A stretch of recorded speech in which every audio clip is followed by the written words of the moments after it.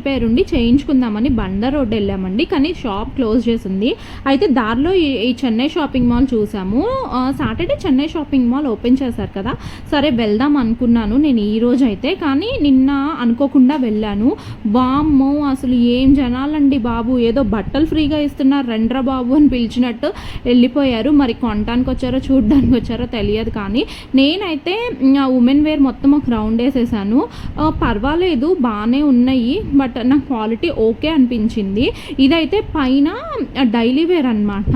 Kurtas sets చూడండి, ఉల్లిపాయలు ఏరినట్టు ఏరేస్తున్నారు. అక్కడైతే మేము అసలు ఎక్కువసేపు నుంచోలేకపోయాము. ఒక 5 minutes అలా అలా చూసి వచ్చేసాను.